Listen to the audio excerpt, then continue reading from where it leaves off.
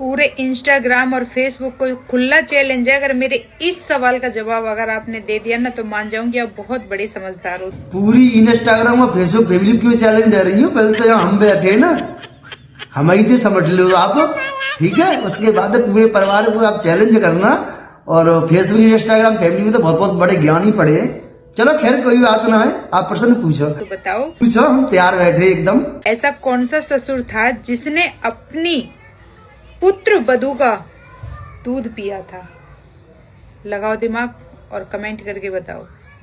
और ये सवाल का अर्थ इतना अच्छा है, रामायण से जुड़ा हुआ है, बताओ। अच्छी बात है, आपका प्रश्न रामायण से लगा हुआ है। और तुम्हारी कसम धार्मिक जो प्रश्न होते हैं ना, वो देने में हमें बहुत आनंद आता है, ठीक है।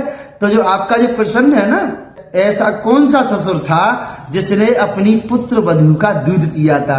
बहुत सुंदर आपने प्रश्न किया है बहन जी, और हकीकत में धार्मिक ही है और होना भी चाहिए।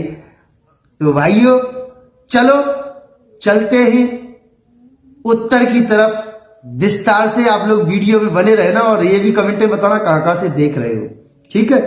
तो भाइयों, एक रामायण की चौपाई बोल रही है, मैं नहीं बोल रहा, रामायण की चौपाई क्या बोल रही है? मोहे नार नार के रूपा पन्नगार ये रीत अनूपा। चौपाई क्या बोल रही है? चौपाई कह रही है एक स्त्री दूसरी स्त्री को कभी देख करके खुश नहीं हो सकती, मोहित नहीं हो सकती। मैं उत्तर बता रहा हूं भाई, वैसे भी मिलेगा। और भैया आप लोग, हमारे जो प्यारे प्यारे भाई बहन है ना, कमेंट कर रहे थे कि भैया आप इतना ज्ञान कहां से लाते हो? भैया ये मेरे पास में कुछ पवित्र पुस्तकें रखी हुई हैं, इनको मैं कभी कभी पढ़ता रहता हूं ना, तो वो ज्ञान यहां से मिल जाता है मुझे थोड़ा मोड़ा। और जो वैसे जो पहेलियां टाइप की होती है ना, मट ग्रंथ बनाई हुई, वो मैं दिमाग लगा करके और मैं बताता हूं। तो भाइयों आ जाते हैं उत्तर की तरफ ही। तो एक स्त्री कभी दूसरी स्त्री को देख करके मोहित नहीं हो सकती, खुश नहीं हो सकती। तो यही हुआ था मैया अनुसुईया के साथ में। मैया अनुसुईया ने इतनी तपस्या की, इतनी मतलब वो पतिव्रता इतनी थी कि तीनों लोगों में उनकी चर्चा होने लगी थी। भाइयों यह सब देख करके जो ब्रह्मा विष्णु और महेश की जो पत्नियां थी ना, उन पर बर्दाश्त नहीं हुआ। उन्होंने क्या किया कि अपने पतियों को भेजा उनका असत्व नष्ट करने के लिए। तो वो क्या हुआ, वो एक ब्राह्मण का वेश बना करके, साधु का वेश बना करके तीनों देव मैया अनुसुईया के दरवाजे पर पहुंच गए, ठीक है। और अनुसुईया मैया के दरवाजे पर जाकर के आवाज लगा रहे, माता भिक्षा देही। मैया ने सोचा बाहर साधु आए हैं, बाहर ब्राह्मण आए हुए हैं, मैं भिक्षा लेकर के चलती हूँ। तो मैया भिक्षा लेकर के गई। तो उन देवों ने क्या कहा कि हम ये भिक्षा नहीं लेंगे तुम्हारा।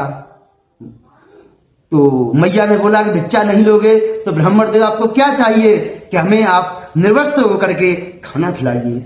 मैया ने सोचा दाल में कुछ काला है, क्योंकि मैया कोई साधारण स्त्री नहीं थी अनुसुईया, ठीक है। मैया ने अपना थोड़ा ध्यान लगाया और देखा कि हो मेरे दरवाजे पर तो खुद ब्रह्मा विष्णु महेश आ गए हैं, अब तो मैं धन्य हो गई।